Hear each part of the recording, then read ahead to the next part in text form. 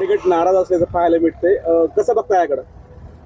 मला वाटते की जो काम करत असतो त्याचं कौतुक होत असते आणि या महाराष्ट्राचे उपमुख्यमंत्री ज्यावेळेस मुख्यमंत्री होते त्यावेळेस मला वाटते की सर्व महाराष्ट्रानं आणि संपूर्ण भारत देशाने काम बघितलं आणि त्यांचं जर कौतुक शरद पवार साहेब जर करत असतील तर मला वाटते कौतुकाची थाप शरद पवार साहेबांनी चांगल्या कामाची थाप शिंदे साहेबांवरती दिलेली आहे. शरद पवारांनी गद्दारी करणाऱ्या शिंदेचा सन्मान करायला नको होता, कार्यक्रमात जायला टाळायला पाहिजे होतं असं संजय राऊत म्हणाले. त्यांच्या वक्तव्याकडे कसं बघता तुम्ही? अरे पिशा म्हणाव, गद्दारी गद्दारी, अरे तुला आता लोकांनी दाखवलं की रे कोण गद्दार आहे तर कोण नाही.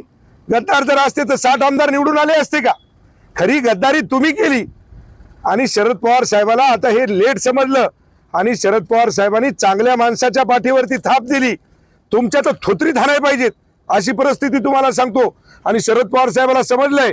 आज मला तरी वाटतंय की महाराष्ट्रामध्ये बाळासाहेब ठाकरे एकमेव जे महाराष्ट्राचं नाव ज्यांनी गाजवलं आणि संयमी राजकारणी, जर नाव कोणाचा चेहरा महाराष्ट्रामध्ये जर येत असेल धुरंदाज राजकारणी तर तो मला वाटते शरदचंद्रजी पवार साहेबाचा येतो.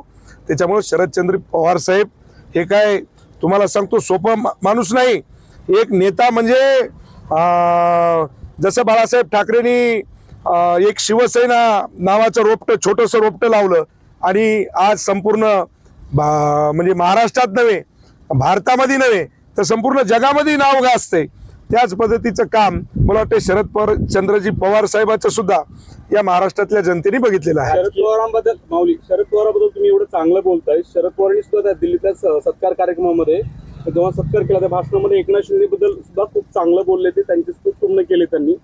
तर भविष्यामध्ये महाराष्ट्रातील शरद पवार आणि एकनाथ शिंदे यांच्या राजकारणामध्ये सूत जुळतील असं वाटते का? काय चर्चा सुरू आहे का? नाही, मला असं वाटते की मी फार छोटा कार्यकर्ता आहे आणि हे जे वरिष्ठ पातळीवरचे निर्णय असतात त्याच्यामुळं आमचे उपमुख्यमंत्री आमचे मुख्य नेते एकनाथभाई शिंदे आणि त्या पद्धतीनं ते मला वाटते की जे काही असेल त्यांचे पुढची ती वाटचाल ते बघतील.